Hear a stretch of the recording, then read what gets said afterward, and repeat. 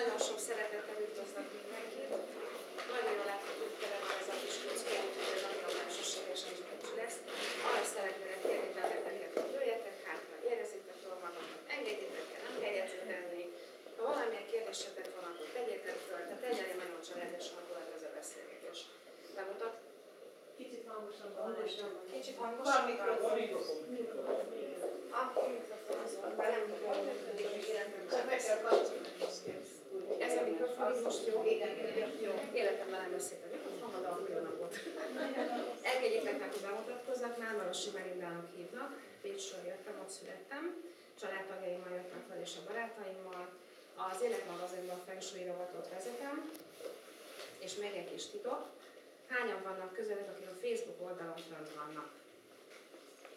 Na, hát akkor sok szeretettel találkoznék még több emberrel, és arra buzdítalak benneteket, lájkoljatok, írjatok, kérdezzetek, bármit, kérdéseket tegyetek föl, legyetek minél többen, és osszátok meg az oldalt, hogy minél több ember megismerjen bennünket.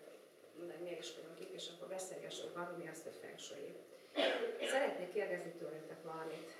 Ki volt az, akinek az otthonában, a lakásában történt valami változás, akár függönyt raktatok föl, festettetek, bevittetek egy bútort, vagy elvittetek, vagy valamilyen változás történt a lakásban? Szuper. Az jó? Az még jó.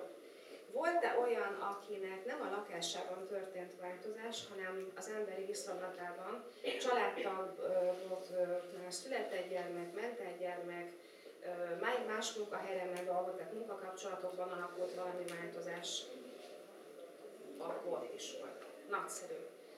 Azért kérdeztem ezeket a kérdéseket, mert hogy, mint tudjuk, és nem csak a Feng Shui szempontjából, minden, amiben bennünket körülvesz, energiákról beszélünk. Ha megfogom a falat, ha megfogom a széket, hogyha megérintelek téged, energiákból vagyunk.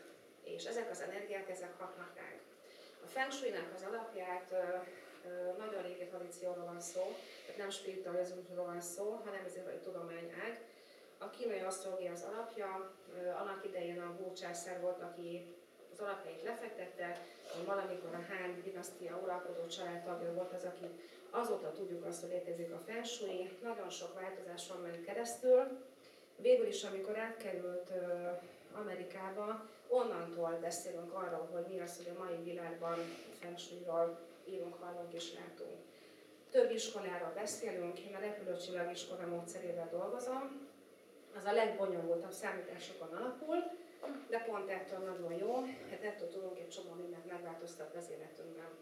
Mennyire szeretitek a változást? Most úgy őszintén. Nehezen.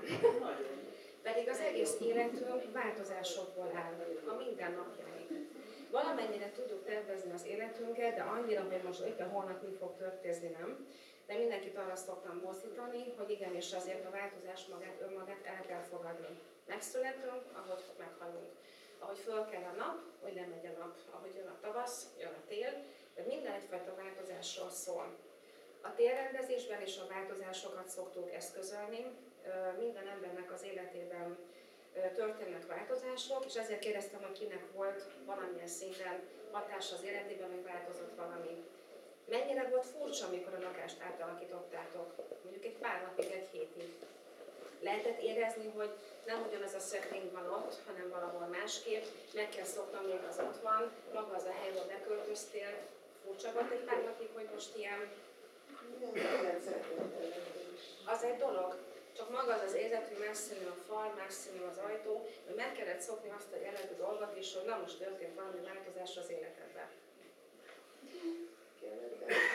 Ezt nehezen viselem a változás, de ezt nagyon szeretem. Akkor jó értelemben tetted meg azokat a dolgokat az igényed szerint, amire neked szükség volt.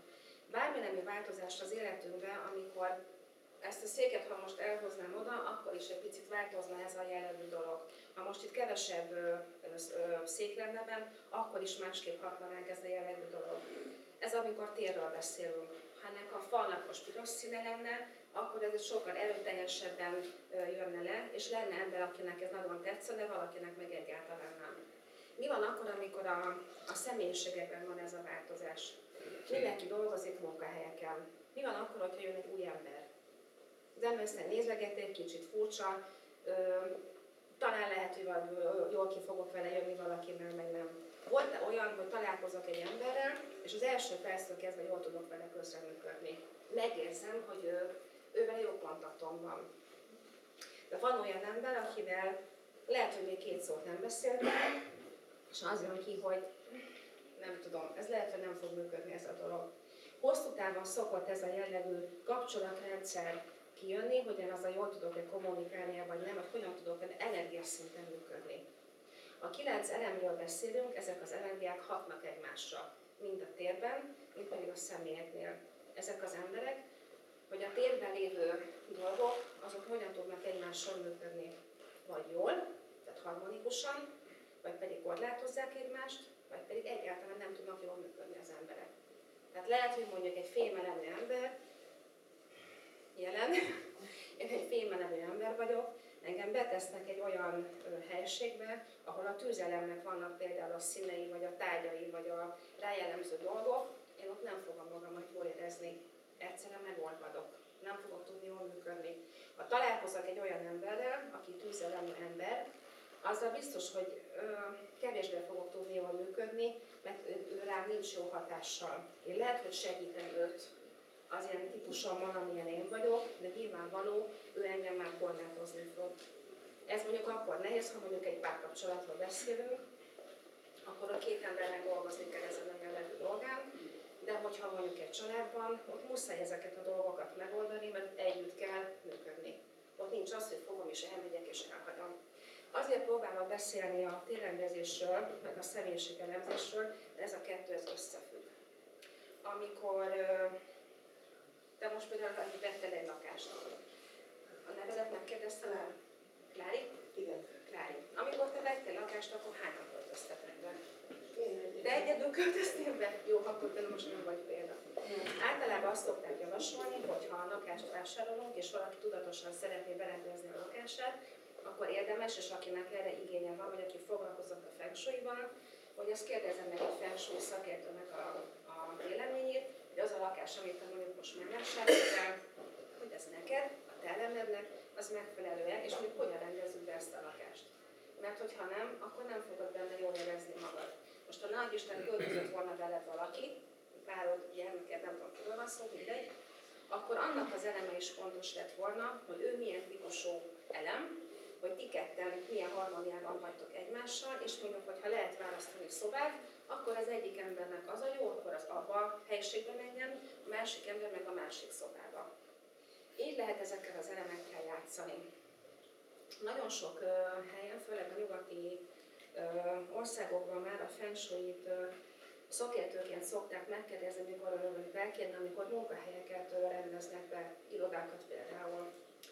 A grafológia mellett már egyre több területen kérnek már feng shui szakértők, aki személyiségelemzéseket végez. A bizonyos területeken a földelemi ember az nagyon jól tud mondjuk összegzéseket végezni, írói munkát végezni, nem fog így beszélni, nem nagyon tudnak beszélni. De tűzelemi ember az viszont alkot, azt meg lehet kérni újításokra, megvannak azok a funkciók, hogy melyik embert milyen típussal lehet tudni használni. Amikor irodákat is rendezünk, akkor mi azok egy gazdasági szakértő, akarnak megvan, hogy melyik szobába jó tenni, milyen típusú bútorokkal kell berendezni, és más, amikor elemzői munkát végez valaki, vagy egy számításokat, akkor annak is megvan, hogy hova lehet helyezni. Névjegykártyát is lehet tervezni. Kinek van névjegykártyája? Hát szerintem egy csomó ember. És már úgy is van tervezve, hogy így hosszak, és... Mert én már régen jártam feng shui tanfolyamra, és nagyon sok minden bejött. Csak a fekete macskát nem tudom kizavarni a karrier részből, de nem árt. A fekete nagyon a karrier területen, nem? Mint tudjuk. Az jó. Tehát igazából arra próbáltam rávilágítani, a feng shuit azt nagyon sok mindenre lehet használni. Tehát azt nem csak egy térre, nem csak egy irodában tudjuk használni, mi emberek saját magunk névjegykártyát meg tudunk tervezni, ha valakinek csak egy íróasztal van, még egy íróasztalt is fel lehet bontani 9 területre, mert attól függ, hogy milyen munkatevékenységet végzett, nekem mi a fontos, akkor azt szerint fogok ha széket választok, akkor nem piros széket fogok választani, ahol most éppen fogok az íróasztalban ülni, hanem feketét. választani, és mit tudom én kiraktam az én idaztam 2 kis kavicsot, mert én tudom, hogy ezt mire raktam ki. Senki nem tudja, viszont tudom, és ránézek, és tudom, hogy mit csóval nekem ez az egész dolog. Tehát mindenben lehet használni. Ami még nagyon érdekes dolog, hogyha a személyiségelemzésekről beszélünk, itt egy-két embernek már pedzegettem, amiről is van szó. Mi nem jósolunk, nem mondjuk meg, hogy most mit kell majd csinálni a 1 vagy 2 éven belül, de a tudatossággal nagyon sok mindent meg lehet tervezni. Miután 9 évenkénti periódikus sorsévekről van szó, ezért tudjuk tervezni az éveinket. 2012. január 23-ával a kínai asztrológia szerint új sorsévet kezdünk. Ilyenkor szoktak bőségvezet csinálni, akik ebben a kultúrában élnek, és akik ezt magukénak vallják, ők ezt nagyon fontosnak tartják, és ilyenkor szoktak mandarint ajándékozni, hogy aki engem meg fog keresni, azt én mandarinnal fogom megajándékozni, mert én ezzel kívánok mindenkinek nagyon-nagyon boldog új évet. Ilyenkor számoljuk az új évet. Ami még csak egy elképes dolog, ilyenkor ezek inkább kultúrákat mondok, mert itt nem is emberekről beszélek, hanem azok a típusú emberek, akik ezt fontosnak tartják. Ilyenkor nem beszélnek a rossz dolgokról, ilyenkor nem beszélnek a negatív dolgokról, nem egyedik fel a múlt dolgait, hanem próbálnak előre nézni. És személy szerint ezért szeretem a Feng Shui-nak az elméleti rendszerét, mert nem hátrafelé néz, hanem abból mondjuk tanul, összegzéseket végez, elgondolkodik rajta, de megyek előre, tervezem a sorsomat, tervezem a jövőmet, megnézem, hogy milyen elem vagyok, hogyan tudok én ebben boldogulni, és megyek tovább. Tanulok a múltból, még akkor is, hogyha rossz volt és kellemetlen volt, de megyek előre. Ezek a sorsévek, ezek vannak, úgy kell elképzelni, aztán pont nektek mondtam, mint egy magocskát. Elültetek egy kis magot, megtervezem a jövőmet, nem lépek, nem mozdulok, nem célszerű akkor munkahelyet változtatni, de megtervezem azt, hogy mi fog következni. De, és akkor lapánként ezt fel lehet építeni, és ebből a kis magocskából egyszer majd lesz egy nagy fa, ami majd terem gyümölcsöt, és learatom, leveszem, és megmutatnám, hogy az elültetett kis magomból, ahogyan én megterveztem az életemet, ugye 9 éven keresztül, hogy mi hogyan fogok majd boldogulni az életben, annak a gyümölcsét fogom úgymond levenni. Tehát, hogyha jól terveztem meg, jó helyre tettem el a magomat, elterveztem, amit szeretnék az életemben csinálni, akkor majd a 9 év múlva azt szerint fogom azt a jót leszedni. És akkor ilyenkor mondom el, hogy igen, aratunk, meg ünneplünk, de mit? A jót, akkor a szép almát fogom levenni a fáról.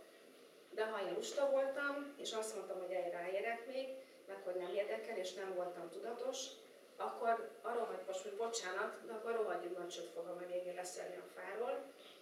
De akkor még mindig van egy elkövetkezendő 9 évem, mert újra kezdem úgymond az életemet, és újra fogom tudni, akkor már talán még jobban, elég pofon ezek szerint, hogy akkor azt mondjam, hogy jó, mondtam, és menjünk tovább. A 9 éven belül egyébként is van egy 5-ös a ingadozás évünk, amikor ezt mindig így szoktam mutogatni, mint egy döci, hogy merre dől ez az évem el. Tehát volt az 1-től 5-ig, hogy akkor nekem hogyan működnek a dolgaim. Az 5. év az egy nagyon-nagyon nehéz év. Az eddigi számításaim alapján és üzenemtesek alapján volt, akinél párkapcsolat bomlott föl, új munkahelyet került, elköltözött, hát egy jó nehéz évünk, aki ezt túlélez, már fő siker. De ezek a változások lehet, hogy pont azért kellenek az életünkbe, hogy az elkövetkezendő, még az a 4 évünk, ott még el tudjam dönteni, hogy megyek tovább, még jobban lesüllyedek, és még jobban vagonyázok ebben a valamiben, hogy azt mondom, megrázom magam, nagyon nehéz év, de akkor veszek egy új irányt, és akkor nem arra, hanem akkor elfelé megyek tovább. Tehát lehet vele tervezni. Ezeket a személyiségelemzéseket mikor célszerű alkalmazni? Talán mindenkinek az életében teljesen független, hogy hány éves, férfi vagy nem. Mindenkinek az életében van úgy, hogy valami elakadás van. Vagy ha nincsen elakadás, akkor mondjuk párkapcsolatot szeretne, de ki vagyok én? Ha nem tudom, hogy milyen vagyok én, akkor milyen párt szeretnék magamnak. Ugye ez meghatározza az egész életünket, hogy kiben fogom leélni az életemet. Az, hogy születik egy gyermek, ugye azt én azt mondjuk kapjuk, adjuk, egy darabig elkísér, ugye, és pedig is el fog repülni, de hogyan tudok a gyermekemmel együtt lenni, hogyan tudom őt segíteni az életemben. Személyiségelemzést lehet mondjuk pályaválasztásnál is kérni. Ugye, hogy nem mondtam el a lényeget, hogy miért fontos ez. Amikor megszületik egy gyermek, ő nem a főszámával létezik, minden 3 számunk megvan, hogy jó a karakter és energetikai számunk, de ő, mint picin gyermek, 20-22 éves koráig a középső számával, a karakter számával él és létezik. Az lesz az ő fő cselekvőszáma.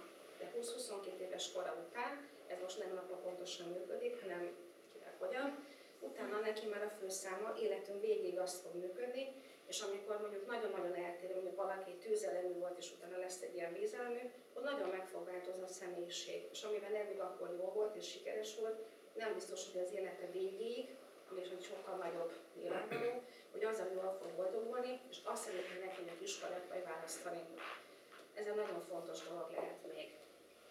Ami nagyon érdekes, amit több helyen olvastam ilyen szakcikkekben, hogy akik ezt a feng shui elvet vallják, és főleg Kínában és az ázsiai országokban, ők annyira tudatosan várják a gyerekeiket, bár tudjuk, hogy nagyon sok gyerek születik, de ők elfogadják a gyerekeket, és nekem ez a nagyon csodálatos dolog, hogy nem akarják megváltoztatni a gyerekeiket, hanem elfogadják olyannak, amilyennek született.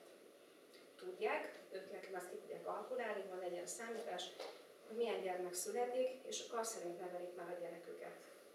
És amikor én tudom, hogy nekem van egy földelemű 8-as típusú és bölcselkedő kis buddha gyermekem, azt nem fogom ütni, vágni, hogy most akkor menj és újítsam és változom és nem tudom mit csináljam, mert ő soha nem fog.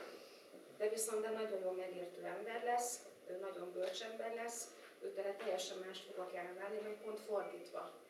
De egy tüzelemű ember, abban sok művész van, ők újítók, lángolnak, égnek, szenvedély van bennük, ők teljesen másra hivatottak, ők azért nagyon menős emberek, ők nagyon szélsőséges emberek.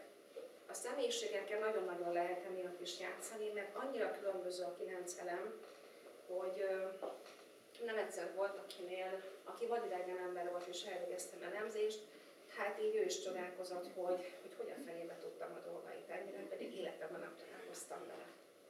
Úgyhogy ez a tradíció, ez úgy hívjuk a tradíció, ez a tudomány, azért ez elég sok alapja van, és nem egy kitaláció, és nem pedig egy, hanem nagyon-nagyon mély dolgokra alapuló dolog, és nagyon jókat lehet ezzel játszani, nagyon használható eszköz. Minden embernek az életében más életterület lesz fontos. Valamikor a karrier nem fontosabb, a munkahelyemben szeretnék sikeres lenni, valamikor az egészségemmel van probléma, akkor az a fontos. Tehát minden évünk ez egyébként is másképp alakul. Valamikor jön egy gyermek a családba, valamikor kirepül, valamikor én megyek el, meg én fogom a saját utamat járni. És ilyenkor fontosabb, hogy az ember tudja, hogy én milyen keretek között mozoghatok, én mire vagyok képes ebben az életben, és azt szerint a korlátok között meg fogom találni nekem lehető legjobbat ezekről az egészről. Van esetleg valami kérdésetek most, akik már pár percben vissza is akarják majd adni? Igen? Én csak egy érdekes esetet akarok mesélni. Mikor építkeztünk, akkor én már ismertem az alapjait a feng shui-nak, és mondtam a tervezőnek, hogy így legyen, úgy legyen. Jókat mosolygott rajtam, mondom, nekem van egy könyvem, és én úgy fogom belülről rendezni. De jó lenne, ha megnéznéd te is, mert egy pár év múlva majd így kérik a megrendelők. Mit ad Isten egy 3-4 év múlva, azt mondja, megvan még az a könyved, mert most már úgy kérik a tervezést. Ugye, ez egy nagyon jó dolog. Én azt gondolom, hogy nagyon sokan én azt tapasztalom, hogy általában térrendezés művészetét ismerik, és akkor, ami nekem egy picit ilyen fájó ponton, hogy mindig, hogy na, hova tegyem az elefántomat, meg másokon mondom, hogy édes Istenem, mindig itt tartunk. Pedig igen, tudom, szeretem én is, neki is helyezem, de ennél jóval több. Tehát bármilyen típusú lakásban, ha azt mondom, hogy térrendezésről van szó, tehát teljesen 80-as stílusról van szó, vagy egy minimál stílusról, minden lakásban meg lehet találni azt, ami jó. Tehát most nem a kínai kiskütyükéket kihelyezni, nem arról van szó, hanem valamikor az anyagokkal játszunk, valamikor a formákkal, valamikor megvannak az eszközök, amivel tudunk játszani. És attól függetlenül, hogy egy élet elakadásban vagyunk az élet életünkben. A térrendezéssel is tudjuk ezeket az energiákat befolyásolni. Valamikor elég csak az, hogy azt mondom, hogy probléma van, megkeres valaki, megkérdezem, hogy tudok segíteni, hogyan nézzük meg. Valakinek azt mondja, hogy elég, hogyha magával foglalkozik, azt, hogy megtaláljuk, hogy ő milyen, és neki milyen irányba kell terelni az életét. Amikor annyira úgymond nehéz helyzetről van szó, akkor szoktam mondani, hogy nézzük meg akkor a lakásodat. Ott miben tudunk egy kicsit segíteni, hogyan tudunk abban működni, hogy ott, most neked is beszéltünk erről, hogy megnyugodjál, hogy neked jó legyen, hogy tudjál töltődni, hogy a segítő lehetőséget a lakásommal is meg tudod találni. Valamikor nagyon pici, apró dolgokról tudunk már segíteni. Tehát most nem nagy dolgokat kell varázsolni egy lakásba, ez pénztárca függő, kinek mennyi pénze van. Nem fontos mindenkinek, sima mezei fehér falat is lehet hagyni, de én kirakok 2 mécsest, és amikor nyúlok a kikába a mécsesé, vagy a nem tudom hova, akkor nem fehéret fogok venni, hanem zöldet vagy pirosat veszek. És akkor ilyen pici apró dolgokkal lehet játszani. És ha már ránézek, akkor fókuszálok, mint a valami rendszerben, hogy ezt most mi miért tettem ki. A kutya nem fogja tudni, én tudom, hogy nekem ahhoz mi fűződik. Úgyhogy igazából a térrendezést az annyira szépen lehet harmonizálni a személyiségekkel, hogy kinek, akkor te nagyon jól tudod, hogy hogyan működik ez a dolog, és azáltal, hogy tudunk tervezni, akkor az olyan sok hülyeséget, ami van az életünkben, hogy elhessegetem, mert nem én vagyok, engem nem szolgál, ettől nem leszek jobb, akkor nekem van az inta, akkor megyek arra felé. És ezért tudunk sokkal jobban, harmonikusabban haladni az életben, ilyenfajta tudácsolások nélkül, úgymond, mert lehetőségünk van rá. Én nektek azt kérem, most szeretném átadni valakinek a szót, nem tudom, ki fog következni, hogy most 2012. január 23-ával a sárkány évét kezdjük el. Én kívánok mindenkinek bőségben, szerencsében, sikerekben nagyon-nagyon nagy szerencsét. És ez nem egy könnyű évünk lesz. A sárkány szóban is benne van a nyúl év után, a nyuszi az egy más év volt. Egy nagyon dinamikus évre számíthatunk. Ettől függetlenül, hogy kinek milyen éve van, valakinek egy kicsit csendesebb, de mindenképpen egy változás fog következni egyébként is, mert hogy holnap már vasárnap lesz, az is egy változás, nyilvánvaló, de mindenkinek a maga szintjén lesz egyfajta változás az életében. Egy kulcsot esetleg ebben is találhattok, hogy ki hogyan akarja az életét megtervezni, azt szerint tudja majd az életét irányítani. Akinek van kedve, az csináljon bőségvázát, minden évben szoktam csinálni, a családommal együtt. Ilyenkor szoktam picike kis papírokra fölírni, hogy én ebben az évben mit szeretnék. Utazni akarok, tanulni akarok, ezt meg azt meg amazt, és akkor erre szoktam mindig fókuszálni. És minden évben más évünk van, ezért azt szerint szoktam mindig kérni a dolgaimat. Úgyhogy nagyon szépen köszönöm, meghallgattatok. Akinek esetleg kicsit tudok majd még ott kint segíteni, vagy nyugodtan megkereshet, és akkor picit beszélgetünk. És aki meg a Facebookon fönt van, az még járkoljon elő.